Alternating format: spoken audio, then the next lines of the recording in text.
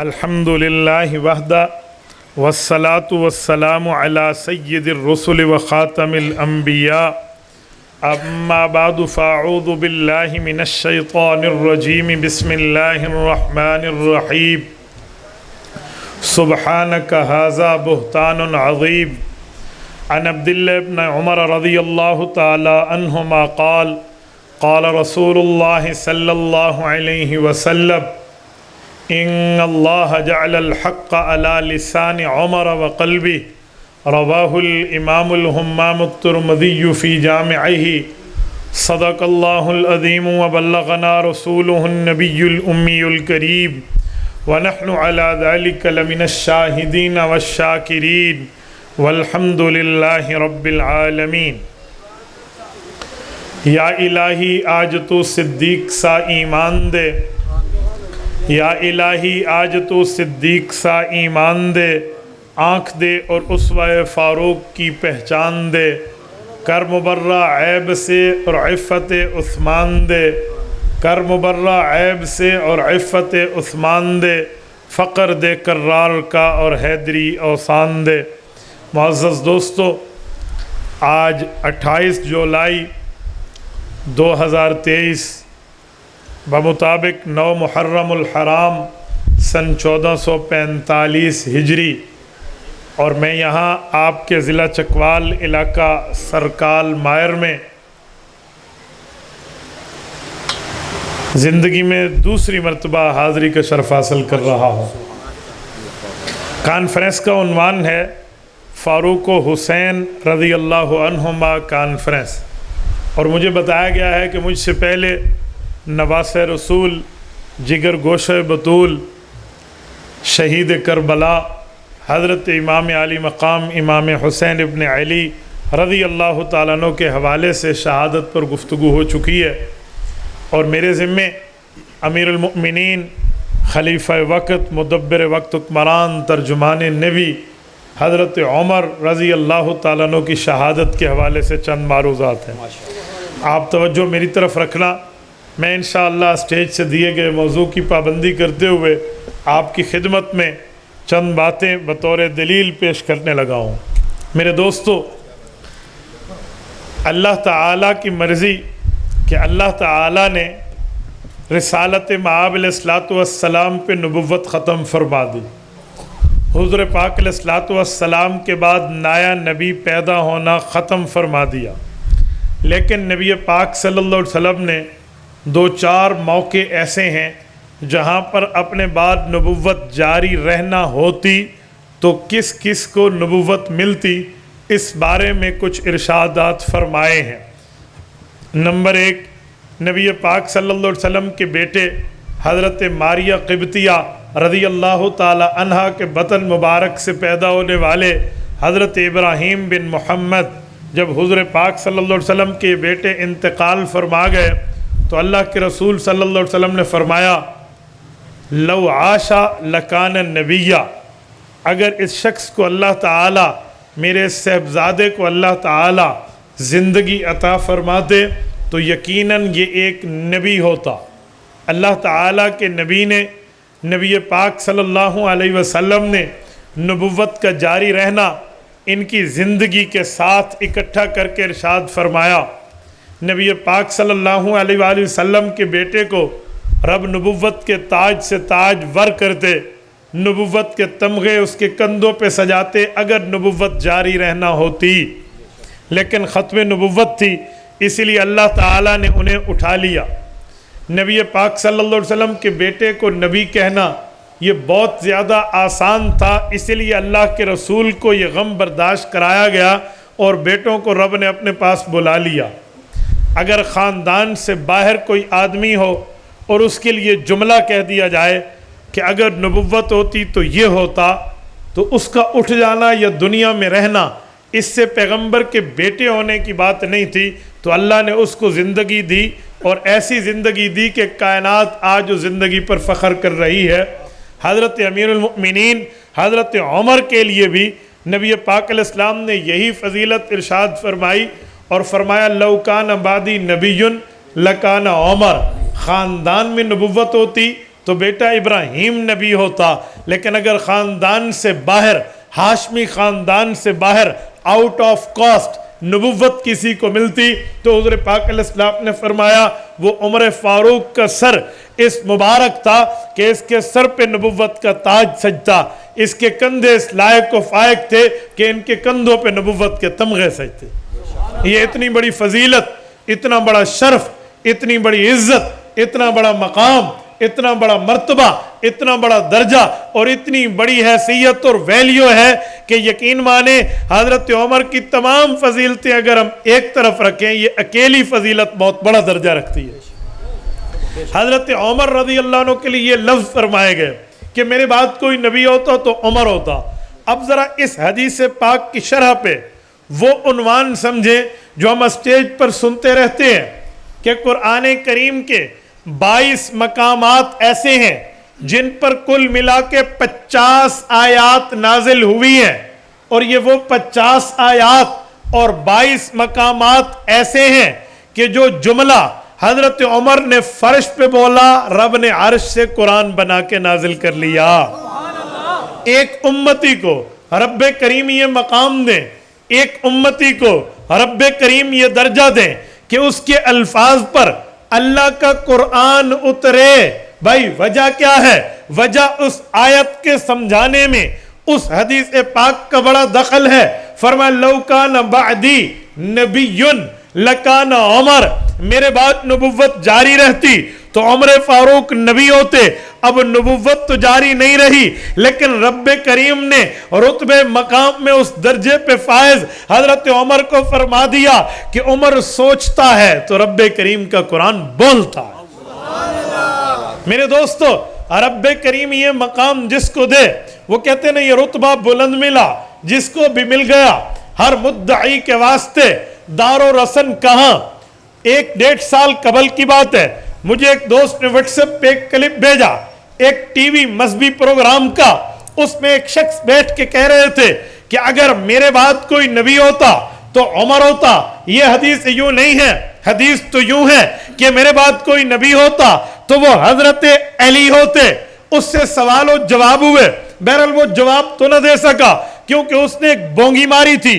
بونگیوں کی دلیلیں نہیں ہوتی، ڈھکوسلوں کی دلیلیں نہیں ہوتی، اپنی ذاتی اختراع پیٹ اور ذہن سے بنائے ہوئے مسائل کے کوئی دلائل نہیں ہوا کرتے۔ اس نے ادھر ادھر کی بات کی، لیکن اس کی ایک بات جس پہ عام بندہ گمراہ ہو سکتا ہے، میں اس کی بات کو کر کے سمجھانے لگا ہوں۔ وہ کہنے لگا نبی پاک علیہ السلام نے یہ رتبہ حضرت عمر کو فرمایا، اگر یہ درجے کی بنیاد پہ ہوتا تو ابو بکر کو کہا جاتا۔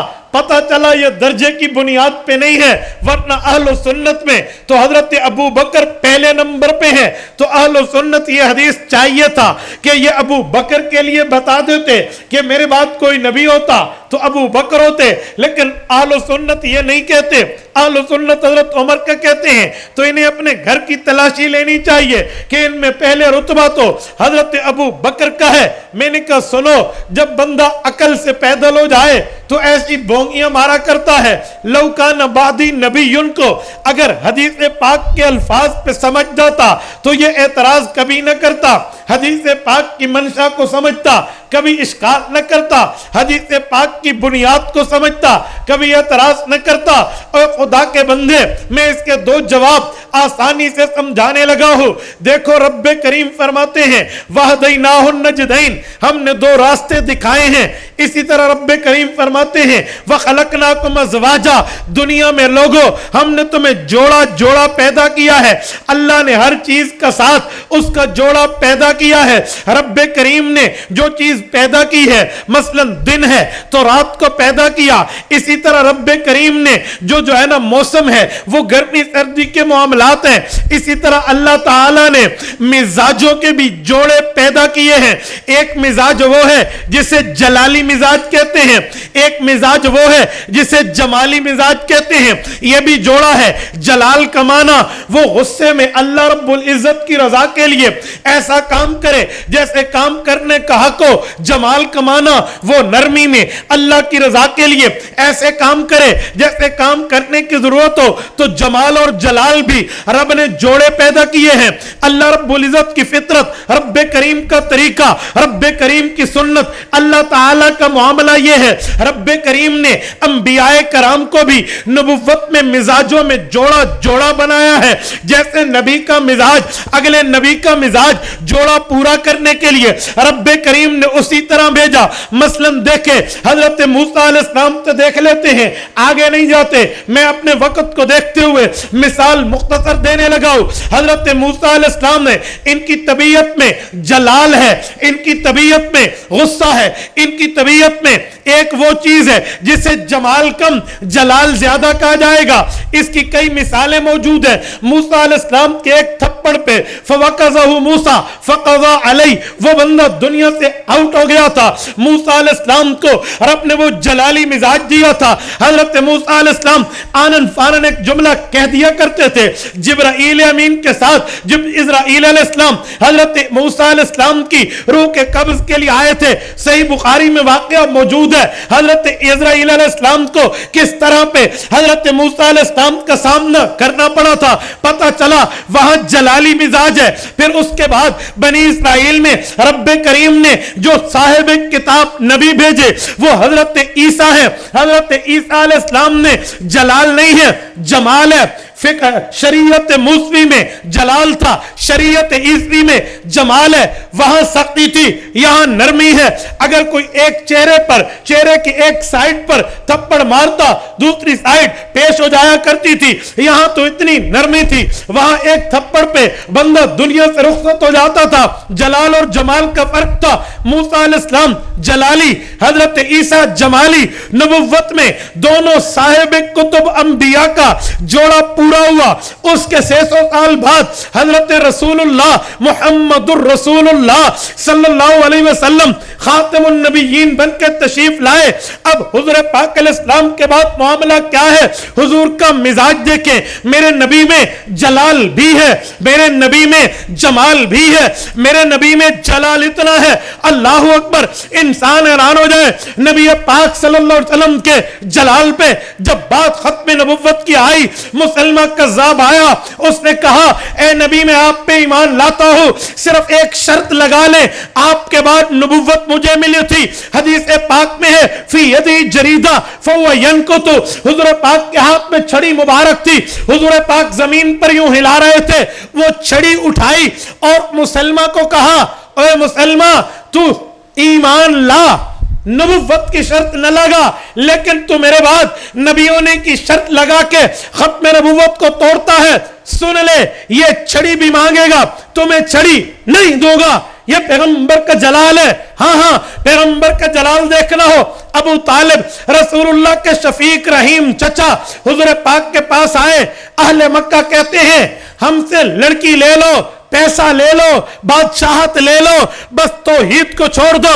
حضور نے فرمایا یا عمی لو وضع الشمس علی یمینی والقمر علی یساری الا ان اترک هذا الامر ما ترکتہ۔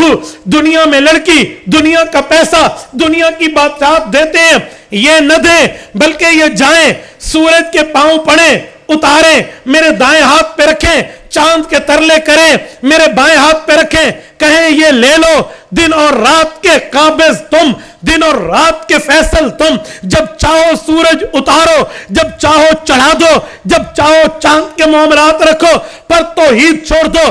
چچا ان کو چھوڑ دوں گا، توحید نہیں چھوڑوں گا۔ یہ پیغمبر کا جلال ہے، لیکن جمال بھی میرے نبی میں ہے۔ جمال اتنا، اللہ کی قسم اتنا، اس جیسا جمال ہمیں اس دھرتی پہ نظر نہیں آتا۔ منتقم لنفسہ فی حیاتہ، محدثین نے اس بات کیا ہے نبی پاک نے پوری زندگی ذاتی انتقام کسی سے نہیں لیا۔ جمال اتنا ہے، سکے چچا کا قاتل آیا، ایمان ایکسپٹ کیا، پیچھے بٹھا دیا. جمال اتنا, ابو جہل کا بیٹا ایمان لایا, سینے سے لگایا.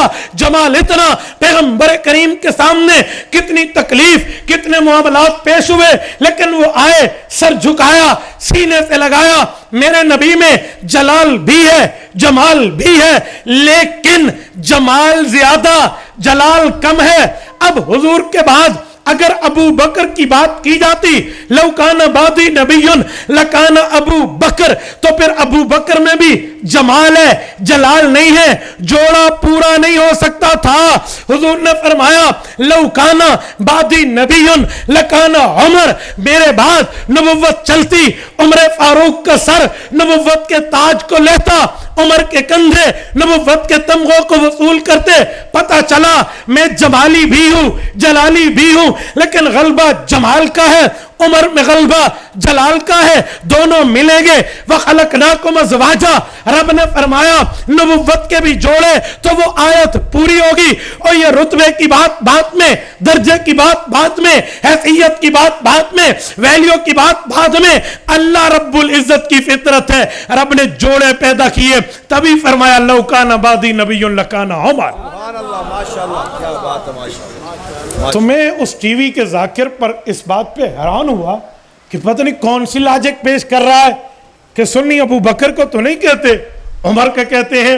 بھائی جو کہتے ہیں ان سے دلیل بھی لے لو, جو کہتے ہیں ان سے وضاحت بھی لے لو.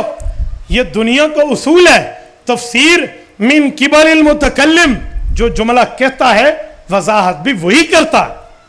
عقیدہ ہمارا ہے حضرت عمر کے لیے, تو سمجھانا بھی ہم نے, نظریہ ہمارا ہے, موقف ہمارا ہے, بیانیہ ہمارا ہے, دعویٰ ہمارا ہے, تو اس کی سمجھانے کی ترتیب بھی ہماری ہے. اور آؤ چکوال والوں, اگر آپ کا مزاج زندہ اور تازہ ہے تو میں آپ کو حکیم الامت مولانا اشرف علی تھانوی کے دربار میں لے چلتا ہوں.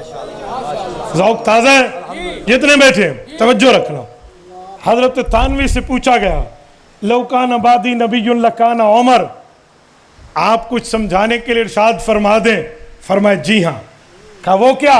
کہا حدیث کے الفاظ پہ غور کرو, یہاں لفظ لو کان بعدی, میرے بعد اگر نبوت ہوتی تو عمر ہوتے. یہ جو لفظ ہے میرے بعد, کیا بعدی کا لفظ ابو بکر کے لیے آ سکتا ہے؟ وہ کہتے ہیں دیکھو جہاں حضور وہاں ابو بکر, ابو بکر کبھی بعدی نہیں ہوا. شروع سے لے کر آخر تک دیکھ لو. ایمان میں پہل کس نے کی مردوں میں؟ بولیے بولیے. ابو بکر. مال لگانے میں پہل کس نے کی؟ اور جان قربان کرنے میں, تکلیف دینے میں پہل کس نے کی؟ ابو بکر. حضرت ام الخیر ان کی والدہ فرماتی ہیں پہلی مرتبہ جب انہوں نے بلند آواز سے خانہ کعبہ کے صحن میں قرآن پڑھا, ظالموں نے اتنا مارا, اتنا مارا, اتنا مارا کہ سر میں کنگھا کرنے کے لیے کنگھی ڈالتے تو بال اکھڑ کے آ جاتے تھے. پہلے پہلے جان کو کس نے پیش کیا؟ آگے آئیے. اور اس کے بعد گھر آئے مہمان کی قدر ابو بکر کتنی کرتے ہیں؟ نہیں سمجھے. ہجرت کی رات ابو بکر حضور کے پاس آئے تھے یا حضور ابو بکر کے پاس گئے؟ بولیے بولیے. گھر آیا مہمان ہوئے نا اللہ کے رسول. یار آپ بولتے نہیں ہیں, گھر آیا مہمان ہے یا نہیں ہے؟ تو ابو بکر نے کتنی قدر کی؟ اپنی پگڑی بھی اتاری, وہ بھی سوراخوں میں بند کر دی, قمیض بھی اتاری, وہ بھی سوراخوں میں بند کر دی, جو آخری بچا اس پر ایڑی رکھ لی. گھر آئے مہمان کی قدر ہے. اور حضور کے ساتھ مدینہ گیا ہے, واپس آج تک مکہ رہنے نہیں آیا. جس روزے سے حضور آئیں گے اسی روزے سے قیامت میں ابو بکر آئیں گے. وہ جو حضور کے ساتھ گیا تو گیا ہے. یہ گھر ہے مہمان کی قدر. اور ظالم تو اس پہ بولے گا, تم کوفیوں نے تو حضرت حسین کو گھر آنے کے لیے مہمان بنانے کے لیے خط لکھے تھے, اور ظالموں تم نے قدر کون سی کی ہے؟ نہیں, ان ظالموں نے بلایا تھا نا, حسین آئیے ہمارے پاس آئیے, ہم آپ کی مدد, آپ کی نصرت, آپ کے ساتھ رہیں گے, آپ ہمیں دین سمجھانا. حضرت حسین آئے نہیں تھے, بلائے گئے تھے. اور ظالموں ایک ابن زیاد نے تلوار دکھائی, جن ہاتھوں نے قلم پکڑ کے خط لکھے تھے حسین کو, انہی ہاتھوں میں تلواریں تم نے اٹھا لی تھی. اور تم نے گھر آئے مہمان کی قدر کیا کی اور ابو بکر نے گھر آئے مہمان کی قدر کیا کی. شام صدیق اکبر شار غار سیدنا صدیق اکبر شان فاروق اعظم شان رسول سیدنا فاروق اعظم خلافت راستہ خلافت راستہ. میں نے کہا سنو، ابو بکر نے جان بھی پیش کی، مال بھی پیش کیا اور اپنا لخت جگر بھی پیش کیا. اما عائشہ سب کچھ دیا اور ابو بکر وہاں گئے. تو ابو بکر کے لیے تو بعدی آتا ہی نہیں ہے. جہاں حضور وہاں ابو بکر. نبی پاک علیہ الصلوۃ والسلام نے ہجرت کی، ابو بکر ساتھ. نبی پاک مکہ میں، ابو بکر ساتھ. حضور مدینہ میں، ابو بکر ساتھ. نبی غار میں، ابو بکر ساتھ. نبی مزار میں، ابو بکر ساتھ. اس کے لیے تو بعدی ہے ہی نہیں. جہاں نبی وہاں صدیق. بلکہ اس پر ایک جملہ مزید کہوں، استاد ذی المکرم حضرت علامہ علی شرح حیدری شہید رحمہ اللہ ایک جملہ فرماتے تھے. وہ فرمایا کرتے تھے پیغمبر کی دو کیفیتیں ہیں، یا جلوت ہے یا خلوت ہے. جلوت سب کے سامنے ہوتی ہے، خلوت گھر میں ہوتی ہے. تو کہتے ہیں جلوت میں صدیق، خلوت میں صدیقہ. ابو بکر کے لیے تو بعدی ہے ہی نہیں. تو جہاں حضور وہاں ابو بکر. نبی کے 27 غزوات ہیں، تو جہاں حضور ہر جنگ میں ابو بکر ساتھ ہے. ایسا نہیں ہے کہ اس جنگ میں ساتھ جائیں اس میں نہ جائیں. کئی صحابہ کرام کے بارے میں آتا ہے کہ نبی پاک علیہ السلام انہیں جنگ میں ساتھ نہیں لے گئے، کسی اور کام میں رکھ دیا. مثلا جنگ بدر حضرت عثمان کو فرمایا آپ گھر والی کی تیمارداری کریں، امیر کے حکم میں رہ گئے. لیکن بدری صحابہ کا حصہ دیا آ کر. جنگ تبوک حضرت علی المرتضیٰ کو ساتھ نہیں لے گئے، فرمایا علی آپ یہاں رہیں، میں تبوک میں جا رہا ہوں، آپ اور میں ایسے ہیں جیسے حضرت موسیٰ کے لیے حضرت ہارون. حضرت علی کا بھی مقام ہے. لیکن ابو بکر ہر موقع پہ حضور کے ساتھ، یہ پیچھے نہیں ہے. تو حکیم الامت مولانا اشرف علی تھانوی فرماتے ہیں کہ لکانا ابو بکر سے پہلے لو کانا بعدی آ ہی نہیں سکتا. تبھی فرمایا عمر. ابو بکر تو ہر جگہ حضور کے ساتھ ہے. تو میں بات کر رہا تھا کہ حضرت ابو بکر رضی اللہ عنہ وہ رتبہ اور مقام رکھتے ہیں کہ حضور پاک کے بعد سب سے بڑا رتبہ. لیکن جو نبوت کا مقام حضور کے بعد اگر ملتا تو وہ عمر کو ملتا کہ جوڑا بھی برقرار رہے اور بعدی والا معاملہ بھی رہے. میرے دوستو، حضرت عمر کے لیے اور مقام تو چھوڑیے، اور مرتبے تو چھوڑیے. میں ایک جملہ آپ کی خدمت میں سمجھانے لگا ہوں. بعض اوقات نبی عبادت کر رہا ہو اور عمر کے دل میں یہ خیال آئے کہ پیغمبر کی عبادت یہاں تھوڑی سی زیادہ ہو تاکہ امت بھی یہ عبادت کرے، تو اللہ تعالیٰ نبی پر بھی وہ عبادت کرنے کا حکم اتار دیتے ہیں. اللہ تعالیٰ آپ کو کعبۃ اللہ شریف لے جائے. اللہ آپ کی برکت سے ہمیں بھی لے جائے. بیت اللہ میں جائیے عمرہ یا حج کے لیے. اب جب احرام میں جائیں آپ نے طواف کرنا ہے. طواف کے بعد 2 رکعت نماز پڑھنی ہے، واجب الطواف یا نہیں؟ کیوں؟ قرآن کریم پہلا پارہ، پہلے پارے کا سیکنڈ لاسٹ رکوع، وَاتَّخِذُوا مِن مَقَامِ إِبْرَاهِيمَ مُصَلَّى. اے لوگو، آپ نے اس حضرت ابراہیم علیہ السلام کے مقام پہ نماز پڑھنی ہے. یہ حکم کب اترا؟ جب عمر فاروق حضور کے ساتھ طواف کر رہے ہیں. طواف کے بعد نکلنے لگے، کیونکہ طواف پورا ہو جاتا تھا، بس مکمل ہو گیا. تو عمر فاروق عرض کرنے لگے یا رسول اللہ، عمر کا جی چاہتا ہے ادھر 2 رکعت نماز پڑھیں. کہا عمر پڑھیں تو صحیح، پر اللہ نے یہ حکم تو نہیں لاگو کیا. رب کریم نے جبرائیل بھیجا جن نے آ کر آیت اتار دی وَاتَّخِذُوا مِن مَقَامِ إِبْرَاهِيمَ مُصَلَّى. عمر کی چاہت ہے تو رب کا حکم ہے پڑھیے نماز. یہ وقت کے نبی امام الانبیاء کے اوپر اللہ نے حکم بھیجا ہے. یہ وہ چاہت عمر ہے جس پر صرف امت عمل نہیں کرتی، امت کے نبی نے بھی عمل کیا. اور بعض اوقات حضرت عمر رضی اللہ عنہ کی خواہش پر وہ بات اتر آیا کرتی تھی جو حضرت عمر کے لفظ حضرت عمر کی زبان سے ادا ہوتے تھے. آپ کہیں گے کیسے؟ حضرت اماں جان عائشہ پہ الزام لگا رضی اللہ عنہ. نبی پاک صلی اللہ علیہ وسلم نے مشورہ کیا، ہر صحابی کا مشورہ آیا. حضرت عمر نے مشورے سے پہلے سوال کیا کہ رسول اللہ میں یہ پوچھنا چاہ رہا ہوں کہ اماں پہ الزام لگا، آپ نے مشورہ فرمایا، پر میرا ایک سوال آپ سے، آپ کے نکاح میں عائشہ دی کس نے تھی؟ کہا جی اللہ نے. کہ رب آپ کے جسم پہ میلی غلیظ مکھی نہیں بیٹھنے دیتا، آپ کے بستر پہ بدکار عورت بھی نہیں آنے دیتا. ہو گیا مشورہ. اور یہاں لفظ بولا کہ جو الزام لگانے والے ہیں نا، ھذا بہتان عظیم، یہ چھوٹا موٹا بہتان نہیں ہے رسول اللہ، بہت بڑا بہتان اور الزام ہے آپ کے گھر پر. حضرت اماں کے لیے 2 دن بعد آیات اتری ہیں جب حضور پاک حضرت ابوبکر کے گھر میں ہیں اور اماں جان کے سامنے بیٹھ کے کہتے ہیں عائشہ کوئی غلطی ہو گئی تو استغفار تیرے لیے میں کروں گا، تو بھی کر لے. اماں عائشہ فرماتی جب نبوت سے جملہ میں نے سنا میرے دماغ میں حضرت یعقوب علیہ السلام کا نام ہی بھول گیا. مجھے کہنا تو یوں چاہیے تھا کہ یا رسول اللہ میری مثال حضرت یعقوب والی ہے کہ جو وہ کہتے تھے کہ میں اپنا غم صرف اللہ کو دکھا رہا ہوں، تو حضرت یعقوب کا نام بھولا نا. اماں اس غم میں کہنے لگی یا رسول اللہ میری مثال تو حضرت یوسف کے ابا والی ہے کہ میرا غم تو اللہ جانتے ہیں جو جھوٹ بول رہے ہیں. بس فوراً اوپر سے آیات اتری ہیں الخبیثات للخبیثین. الزام لگانے والوں کی حیثیت رب نے بتائی، ان کی نیت بتائی، اور آگے وہی لفظ جو عمر نے مشورے میں بولا تھا وہی اتار دیا، سبحانک ھذا بہتان عظیم. جو اس پہ فرش پہ بولا وہی عرش سے لفظ اترے. اور میرے دوستو یہ تو سوچ اور لفظ کی بات تھی نا.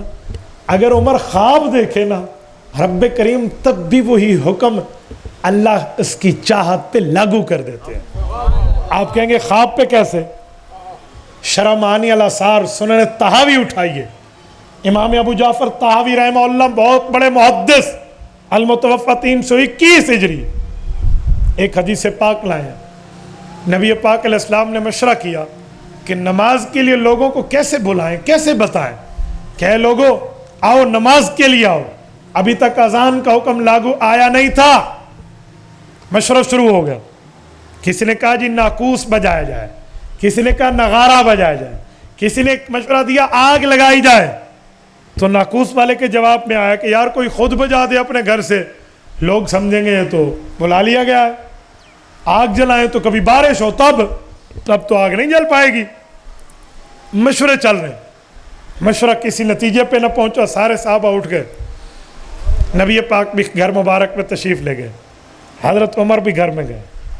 2 صحابہ نے ایک وقت میں ایک جیسا خواب دیکھا. عبداللہ ابن زید ابن عبد ربہ رضی اللہ عنہ، عمر فاروق رضی اللہ عنہ. حضرت عمر کے بارے میں آتا ہے خواب دیکھا یجر رداءہ، ابھی اپنی چادر سنبھالی اور ایسے اپنے کپڑے ٹھیک کرتے ہوئے بھاگتے حضور کے پاس آئے. کہا کیا ہوا عمر؟ کہا میں نے خواب دیکھا. کیا دیکھا؟ کہا ایک فرشتہ کھڑے ہو کے ہمیں کہتا ہے تم مشورہ کر رہے ہو نا کہ نماز کی اطلاع کیسے کرو، تو میں تمہیں اذان سکھلاتا ہوں. میں نے فرشتے سے کہا بتاؤ. اس نے ایسے کھڑے ہو کے کہا اللہ اکبر اللہ اکبر اللہ اکبر او لا الہ الا اللہ تک پڑھ دیا. کہ وہ فرشتہ یہ الفاظ کہہ رہا تھا خواب میں، مجھے یاد ہو گیا، میں آپ کو بتانے کے لیے آ گیا. حضرت عمر نے خواب سنایا، عبداللہ ابن زید ابن عبد ربی نے خواب سنایا. آپ نے یہی خواب دیکھا. حضور پاک نے پوچھا کس کی آواز سب سے اونچی ہے؟ کہا ہوا اندھا صوتن بلال، سب سے اونچی آواز بلال کی ہے. کہا بلال آؤ ان سے الفاظ سیکھو اور اذان دے دو. میرے دوستو حضرت رسول اللہ صلی اللہ علیہ وآلہ وسلم کے سامنے حضرت عمر سوچتے ہیں رب خواب پر حکم لاگو کر دے.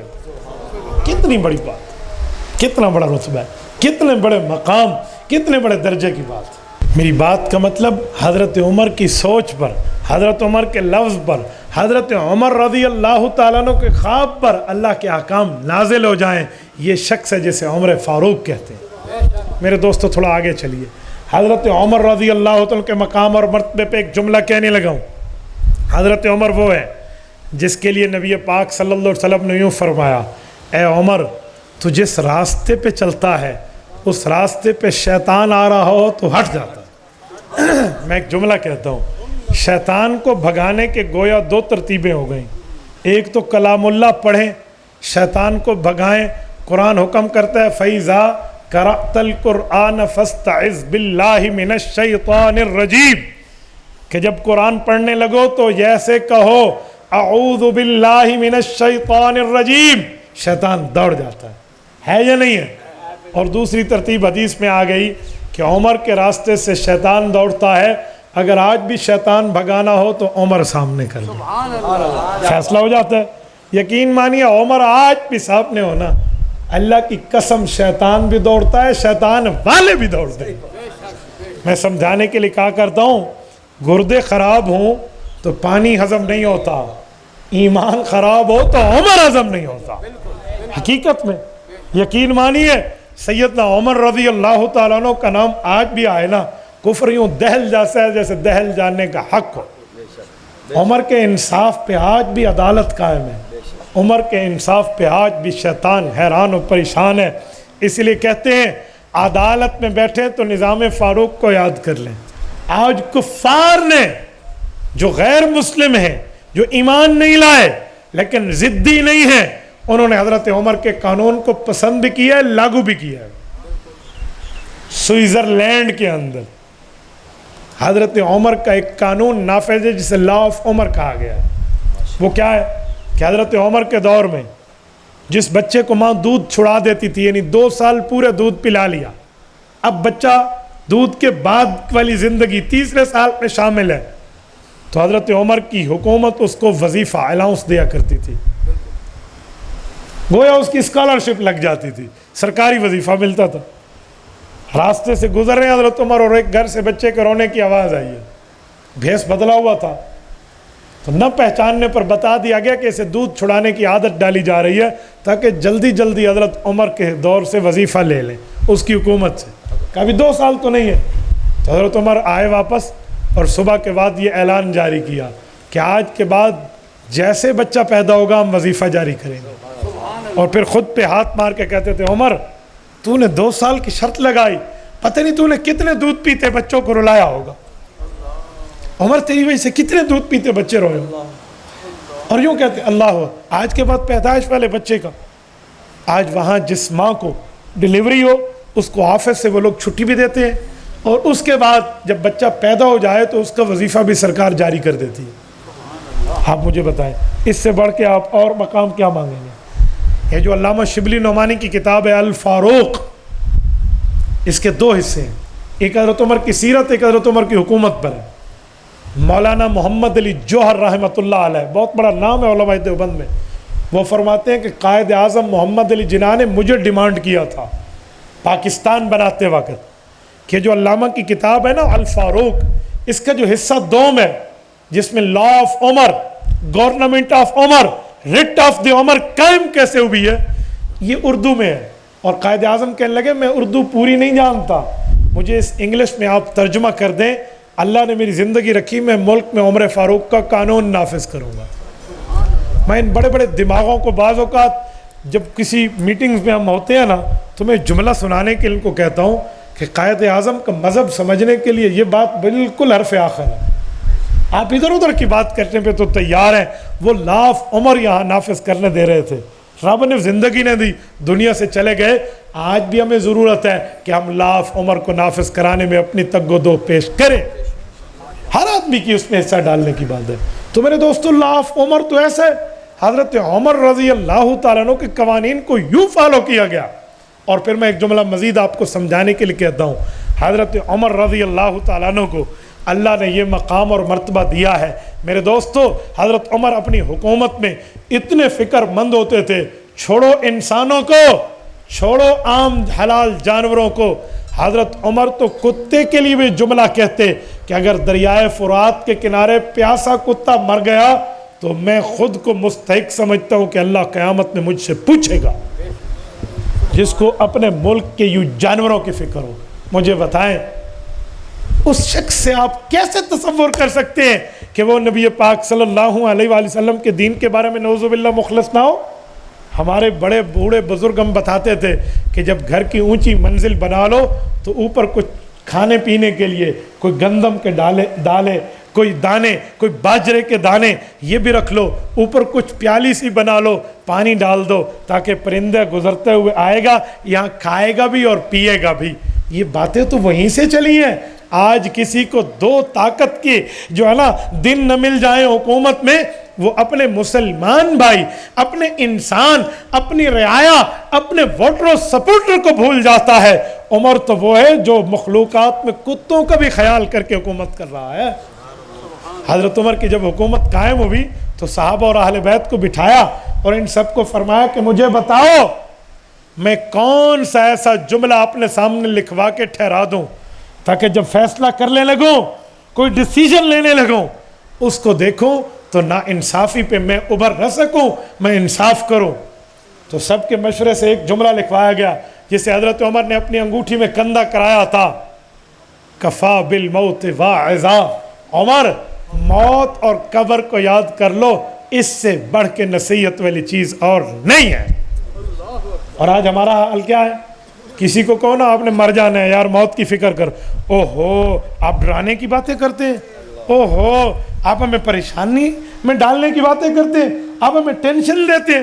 کوئی کہے گا بچوں میں یہ نہ کہے، کوئی کہے گا خواتین میں نہ کہو، کوئی کہے گا نہیں فلاں میں نہ کہو، کوئی کہے گا نہیں ابھی کوئی عمر ہے ہماری مرنے کی۔ اور خدا کے بندے، اللہ نے آنے کی ترتیب رکھی ہے، پہلے دادا آئے گا، پھر والد آئے گا، پھر بیٹا آئے گا، پھر پوتا آئے گا، لیکن رب نے جانے کی ترتیب نہیں رکھی۔ دادا موجود ہوتا ہے اور پوتوں کا جنازہ جا رہا ہوتا ہے۔ میں نے کئی جنازے ایسے پڑھائے ہیں جہاں پوتے کا جنازہ پڑھانے کے لیے میں بلایا گیا اور دادا اور والد وہاں موجود ہیں۔ آج ہم بھی موت کو یاد کر لیں۔ یقین مانیے دنیا میں کرپشن اور دو نمبری اور جھوٹ اور فساد اور گناہ ختم ہو جائے۔ میں نے اپنی انہی کانوں سے حضرت حاجی عبد الوہاب رحمۃ اللہ علیہ سے مدرسہ عربیہ ریونڈ میں اپنے 4 ماہ کی خدمت کے دوران حاجی صاحب کے ایک جملہ سنا تھا۔ میں بزرگوں کا جملہ آپ کو سنانے لگا ہوں۔ حضرت حاجی صاحب کی قبر پہ اللہ کروڑوں اربوں رحمت نازل فرمائے۔ حضرت حاجی صاحب فرمانے لگے کہ ہمارے بزرگوں نے ایک تجربہ بتایا ہے کہ جو دن میں 25 مرتبہ موت کو یاد کرتا ہے کہ بھائی میں نے مر جانا ہے، فرمایا اللہ تعالیٰ اسے بہت بڑے رتبے والی موت عطا فرماتے ہیں اور اسے ہدایت یافتہ بنا کے موت دیتے ہیں۔ پھر حضرت حاجی صاحب کی یہ بات سمجھانے کے لیے میں لوگوں کو کہا کرتا ہوں کہ 25 مرتبہ اکٹھا یاد کرو، ہو سکتا ہے تم شام تک بھلا بیٹھو، اور پھر کوئی گناہ ہو تو پھر آسان ترتیب ہے، دن میں 5 نمازیں پڑھنی ہیں، ہر نماز کے وقت 5 مرتبہ، ایک نماز سے دوسری نماز کے درمیان ہم یاد کر لیں موت کو تو 5 5 25 بنتے ہیں، تو 25 مرتبہ موت کو یاد کرنا ایک دن میں پورا ہو جائے گا۔ تو بڑی آسانی سے ہم کر سکتے ہیں۔ اگر ہم یوں یاد کریں تو ہمیں آخرت سامنے ہوگی۔ تو میرے دوستو، حضرت عمر جیسا بندہ اپنے سامنے موت کو لکھوا کے بیٹھا ہے، حالانکہ عمر وہ ہے جس کا جنت میں حضور نے اپنی آنکھوں سے گھر دیکھا تھا، اپنی آنکھوں سے نبی پاک نے گھر دیکھا اور فرمایا عمر میں نے معراج میں جنت میں جاتے ہوئے آپ کے گھر کو دیکھا اور بہت خوبصورت گھر تھا، میرا جی چاہا کہ میں تیرے گھر میں جاؤں، لیکن وہاں آپ کی اہلیہ موجود تھی، مجھے آپ کی غیرت اسلامی یاد آئی، میں آپ کے گھر نہیں گیا۔ حضرت عمر عرض کرنے لگے یا رسول اللہ غیرت اپنی جگہ، لیکن نبی پہ غیرت کیسی؟ میرے دوستو، حضرت عمر کا گھر حضور دیکھ کے آئے ہیں، ہمیں کوئی اللہ والا ایک جملہ کہہ دے ہم اس کے قدردان ہیں۔ عمر کی تو گھر میں زیارت حضور نے جنت میں کی ہے، لیکن عمر کو پھر بھی اپنی آخرت کی فکر ہے۔ حضرت سفیان ثوری رحمۃ اللہ علیہ کا قول میں نے پڑھا ہے، وہ فرماتے ہیں کہ امام حسن بصری نے بتایا کہ میں نے 500 صحابہ سے ملاقات کی ہے، 500 صحابہ سے، بہت بڑے تابعی ہیں، المتوفی 110 ہجری، جب صحابہ کا زمانہ ختم ہو رہا تھا اسی سال فوت ہوئے ہیں۔ فرمایا ہر صحابی کو میں نے اپنی آخرت اور موت اور قبر کو یاد رکھتے ہوئے پایا ہے۔ میرے دوستو، آج سیرت عمر کے اس جلسے میں اگر ہم اسی سبق کو بھی یاد کر کے لے جائیں کہ ہم بھی عمر فاروق کی سیرت سننے گئے تھے اور عمر نے اپنے سامنے کفا بالموت واعظا یا عمر لکھوایا تھا کہ اے عمر موت سے بڑھ کے نصیحت پکڑنے والی اور چیز کوئی نہیں ہے، ہم بھی اپنے سامنے ایک نماز سے دوسری نماز کے درمیان کوئی 5-6 مرتبہ موت کو یاد کر لیں، غلطی ہو رہی ہو موت کو یاد کر لیں، کوئی جھوٹ بولنے کا وقت ہو موت کو یاد کر لیں، جھوٹی گواہی کا معاملہ ہو موت کو یاد کر لیں، کوئی کرپشن اور ڈاکے کی بات ہو موت کو یاد کر لیں، کسی معاملے میں رب کی نافرمانی، نبوت کی نافرمانی، اتباع عمر میں موت کو یاد کر لیں، اللہ ہمارا حشر بھی حضرت عمر فاروق کے قدموں میں کرے گا۔ میرے دوستو، میں بات کر رہا تھا حضرت عمر رضی اللہ تعالیٰ عنہ کے عنوان پہ، میں توجہ دلانے کے لیے ایک بات کہتا ہوں، حضرت عمر رضی اللہ عنہ وہ شخص ہے جس شخصیت کو رب کریم نے اتنا مقام اور مرتبہ اس تقوی طہارت کی ترتیب پہ عطا فرمایا تھا، اور عمر فاروق رضی اللہ عنہ کے فیصلے وہ ہیں جس کو آج دنیا میں کہا جاتا ہے کہ دنیائے عدالت میں تیرا نام رہے گا، دنیائے عدالت میں تیرا نام رہے گا، فاروق تیرے نام سے اسلام رہے گا۔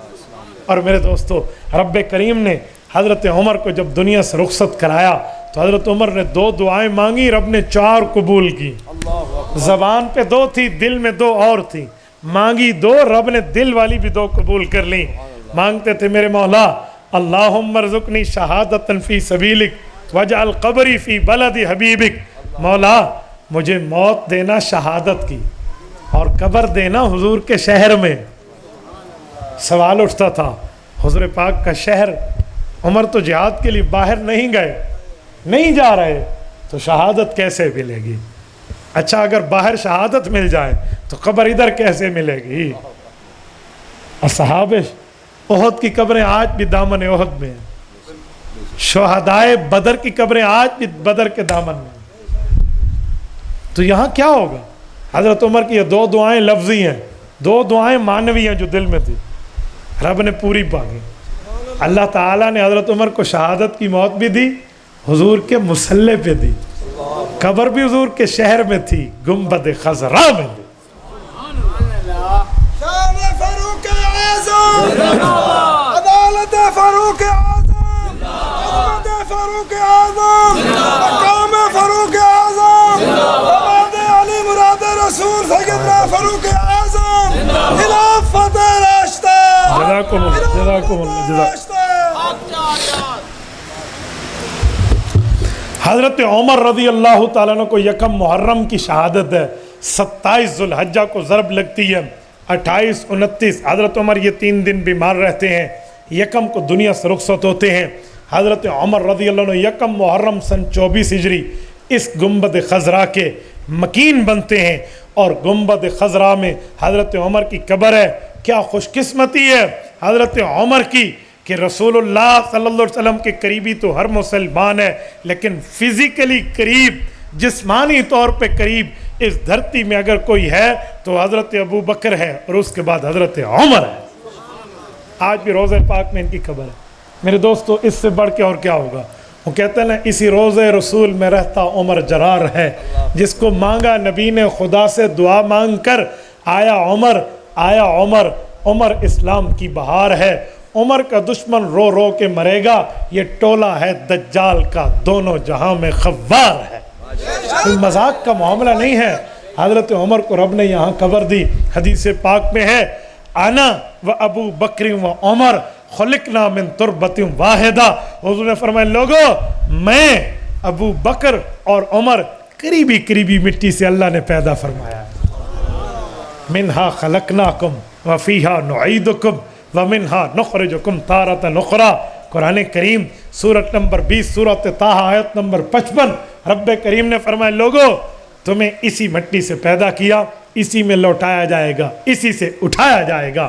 اس آیت کی تفسیر میں حضرت ابو ہریرہ کی حدیث مرفوع روایت امام قرطبی نے الجامع لاحکام القرآن میں لکھی ہے۔ حضرت ابو ہریرہ فرماتے اللہ کے رسول صلی اللہ علیہ وسلم نے فرمایا ما من مولود الا وقد ذر علیہ من تراب حفرتہ، جس بندے کی جہاں قبر بنتی ہے وہیں سے اس کی مٹی اٹھائی جاتی ہے۔ میرے دوستو، حضرت عمر کی کیا خوش قسمتی کہ جہاں سے قبر مصطفیٰ کی مٹی اٹھائی گئی وہیں قریب سے تربت عمر بھی اٹھائی گئی۔ رب کریم آپ کو اور ہمیں حضرت عمر رضی اللہ تعالی عنہ کی سیرت طیبہ پہ عمل کی توفیق عطا فرمائے، حضرت عمر رضی اللہ تعالی عنہ کے کردار کو اپنانے کی توفیق عطا فرمائے۔ جزاکم اللہ تعالی۔ یہ سوالات ہیں، سب سے پہلا سوال ہے مولانا، یہ نماز کے بارے میں پوچھ رہے ہیں، رفع الیدین کا کیا حکم ہے؟ دیکھیں نبی پاک صلی اللہ علیہ وسلم نے جہاں رفع الیدین کیا ہے وہاں پہ کرنا ہے، جس کو حضور نے چھوڑ دیا ہے اس کو چھوڑ دیں۔ نبی پاک صلی اللہ علیہ وسلم شروع میں کئی جگہ رفع الیدین فرماتے تھے، شروع میں بھی، اس کے بعد رکوع میں بھی، رکوع سے اٹھتے بھی، سجدوں میں جاتے بھی، سجدوں سے اٹھتے بھی، اور سلام کے وقت بھی۔ پھر قرآن کی آیت اتری وَقُومُوا لِلَّهِ قَانِتِينَ، رب کریم کے سامنے مؤدب بن کے ٹھہرو۔ آہستہ آہستہ ختم ہوتا گیا، حرکت سے سکون کی طرف آیا، آخر وہ وقت آیا جب نبی پاک صلی اللہ علیہ وسلم نے صرف یہ شروع میں تکبیر تحریمہ میں رفع الیدین کو قائم رکھا، باقیوں کو چھوڑ دیا۔ صحیح بخاری جلد اول حضرت ابو حمید ساعدی رضی اللہ عنہ کی صحیح حدیث ہے، وہ فرماتے ہیں صحابہ کے مجمع میں کھڑے ہو کے، لوگو انا احفظکم لصلاۃ رسول اللہ صلی اللہ علیہ وسلم، میں کون ہوں؟ صحابہ کہتے ہیں تم وہ صحابی ہو جس کو نبی کی نماز کا حافظ کہا گیا ہے۔ امام بخاری نے اس کی روایت ذکر کی ہے، اس میں شروع میں رفع الیدین ہے، سلام پھیرنے تک پھر رفع الیدین نہیں۔ جو وہ حدیثیں ہیں جس میں باقی جگہ رفع الیدین ہے وہ بھی سچی ہیں، لیکن وہ پہلے دور کی ہیں۔ جو یہ حدیث ہے یہ اس وقت کی ہے جب رسول اللہ دنیا سے رخصت ہو گئے تھے، یہ بھی صحیح بخاری میں ہے۔ مسئلہ یہ ہے آج آدھی بات بتائی جاتی ہے، پوری بات نہیں بتائی جاتی۔ میرے دوستو، پورے دین پر چلنے میں کامیابی ہے، ادھورے دین پر چلنے میں کامیابی نہیں ہے۔ آمین نماز میں اونچی آہستہ کہنے میں اہل سنت کا موقف کیا ہے؟ بھئی اہل سنت والجماعت کا موقف ہے کہ نماز میں آمین آہستہ کہیں۔ اس کی دلائل میں کئی دلیلیں ہیں۔ سب سے پہلی دلیل یہ ہے کہ آمین کیا ہے یہ بتاؤ۔ تو آمین دو چیزیں ہیں، یا اللہ کے ناموں میں ایک نام ہے یا دعا ہے۔ اللہ کا نام ہو تو قرآن ہے، قرآن کریم میں ہے وَاذْكُرْ رَبَّكَ فِي نَفْسِكَ، کہ اللہ کا نام آہستہ لو تو زیادہ بہتر ہے۔ اور اگر یہ دعا ہے تو صحیح بخاری میں قال عطا آمین دعا، کہ آمین دعا ہے، صحیح بخاری میں ہے۔ تو قرآن میں ہے ادعوا ربکم تضرعا وخفیا، دعا بھی آہستہ مانگو تو بہترین طریقہ ہے۔ تو دعا ہو یا اللہ کا نام ہو، دونوں میں آہستہ ہونا بہترین ہے، اس لیے ہم آمین کو آہستہ کہتے ہیں۔ رہی یہ بات کہ لوگ کہتے ہیں حضور پاک علیہ السلام نے آمین اونچی کہی ہے، بالکل ٹھیک بات ہے، حضور پاک نے اونچی کہی ہے، لیکن ساتھ لکھا ہوئے حضور نے آہستہ بھی کہی ہے۔ تو دونوں حدیثیں اکٹھی لکھی ہوئی ہیں، تو مجھے اونچی والی دکھاتا ہے، آہستہ والی آگے پڑھتے ہوئے کیا ہوتا ہے آپ کو؟ یہ بھی تو ساتھ لکھی ہوئی ہے۔ تو جب میں نے آہستہ پہ عمل کیا، پھر تجھے کیا مسئلہ ہو گیا تو مجھے اونچی والی دکھاتا ہے؟ تو آہستہ والی بھی دیکھ لے۔ اور ایک بات اور کہوں، یہ رسول اللہ صلی اللہ علیہ وسلم نے تو اونچی کبھی کبھی سبحانک اللہم بھی پڑھی ہے، حدیث میں اونچی اتحیات بھی پڑھی ہے۔ صحابہ نے پوچھا یا رسول اللہ یہ کیسے؟ فرمایا تو میں بتانے کے لیے کہ ادھر میں خاموش نہیں بیٹھتا، تعلیم کے طور پہ۔ تو حضور نے آمین بھی تعلیم کے طور پہ اونچی کی ہے، کوئی عادت تھوڑی تھی ہمیشہ اونچی کرنا۔ اچھا اگلی بات، حضور نے اونچی کی ہے، صحابہ نے تو اونچی نہیں کہی، تو تیرا امام اونچی کہتا تو مقتدیوں کیوں کہتا ہے؟ حضور تو امام تھے، مقتدی تو نہیں تھے، تو امام کو کہتا ہے، مقتدی کیوں کہتا ہے؟ پھر مجھے ایک شخص نے کہا بھائی مقتدی کا بتاؤ، میں نے کہا بڑے شوق سے، کہتے حدیث پاک میں ہے اذا امن الامام فامنوا، امام کے ساتھ آمین کہو، کیونکہ فمن وافق تامینہ تامین الملائکہ غفر لہ ما تقدم من ذنبہ، فرشتے بھی آمین کہتے ہیں، تو جس کی آمین فرشتوں کی آمین کے ساتھ مل گئی اس کے گناہ بخشے گئے۔ میں نے کہا بہت اچھا، فرشتے آمین کہتے ہیں کبھی سنی ہے؟ کہتے ہیں نہیں، آہستہ کہتے ہیں۔ میں نے کہا حضور نے فرمایا جس کی آمین فرشتوں کے ساتھ مل گئی گناہ بخشے گئے۔ پتہ لگا فرشتے بھی آہستہ کہے، تو بھی آہستہ کہے، تمہاری آمین مل گئی۔ تو ملانے کا معنی کیا کہتے ہیں؟ آمین الف الف کے ساتھ، میم میم کے ساتھ، یہ کے ساتھ، نون نون کے ساتھ ملے، وہ تو تب ملے گی جب فرشتے بھی اونچے کہیں، میں بھی اونچے کہوں، پھر ملے گی۔ اونچی تو ہے نہیں تو ملے گی کیسے؟ مراد ہے کیفیت میں ملا دو، وہ بھی آہستہ کہہ رہے، تم بھی آہستہ کہہ رہے، تو گناہ بخشا گیا۔ تو گناہ بخشا تو میری آمین پہ تھا، تو نے الٹا اعتراض مجھ پہ کر دیا۔ کوئی اور دلیل ہے تیرے تھیلے طلب؟ کہتے ہیں ایک اور ہے۔ میں نے کہا سنائیں، صحیح بخاری میں ہے امن ابن زبیر ومن معه فان للمسجد لجتا، حضرت عبداللہ بن زبیر نے آمین کہی، پورے مجمع نے آمین کہی، مسجد گونج اٹھی۔ میں نے کہا بہت اچھا۔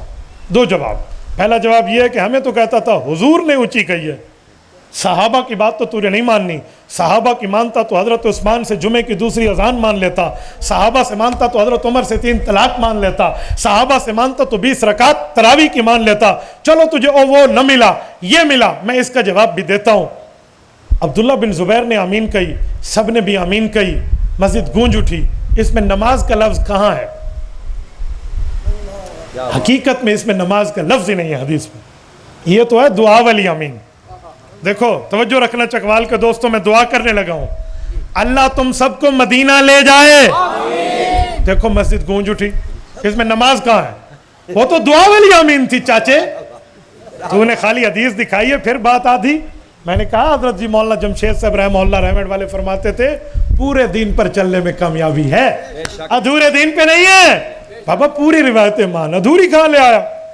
ایسے پتہ نہیں پوری ترتیبیں اٹھا کے ہمیں آمین آمین کا مسئلہ بتاتے ہیں.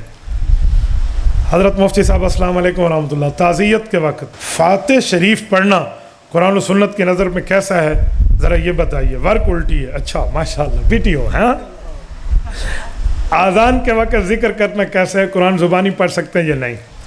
دیکھیں سب سے پہلی بات کہ تعزیت کے وقت سورۃ الفاتحہ پڑھ دیں, اس کو لازمی نہ سمجھیں. آپ چاہیں تو پڑھ لیں, بہت اچھی بات ہے, سورۃ الفاتحہ کا ثواب ہے.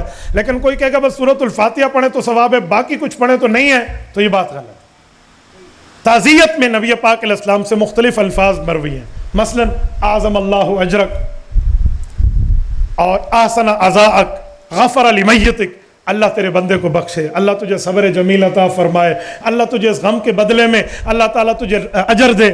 یہ باتیں ثابت ہیں. یہ بھی کہتے ہیں تو بھی تعزیت ہے. سورۃ فاتحہ اس بندے کے لیے پڑھ کے پھونک دیں, اس کے لیے اللہ پاک کو ثواب بھجوا دیں کہ اللہ آپ اس کو دے دیں, تب بھی ٹھیک ہے. اس کے اوپر اس طرح نہیں ہے جیسے ہم سختی کر لیتے ہیں. آذان کے وقت ذکر کرنا, آذان کے وقت آذان کا جواب دینا چاہیے, کوئی اور ذکر, بلکہ علماء نے تو لکھا ہے تلاوت کر رہے ہو تو وہ بھی بند کر دو. ہاں دینی گفتگو وہ آپ جاری رکھ سکتے ہیں, لیکن میں تو دینی گفتگو بند کرنے کا بھی قائل ہوں. ابھی اذان ہوئی نا, میں نے آپ کے سامنے خاموشی اختیار کی صرف اس وجہ سے کہ دینی گفتگو جائز تو ہے, پر یہ ہر بندے کو مسئلہ پتہ نہیں ہے. تو کوئی اٹھ کے کہہ دے بھائی عرفان صاحب کو اے مفتی بلایا سی, اذان دا مسئلہ سنیں دے ہوئے اذان لے چپ نہیں کی تھی. آپ پورا سال جواب دیتے رہیں گے, اگلے سال آؤں گا تو پھر پرچی آئے گی وار الٹی ہے. ٹھیک ہے, تو اس لیے میں نے کہا چپ کرو تو پھر بہتر ہے.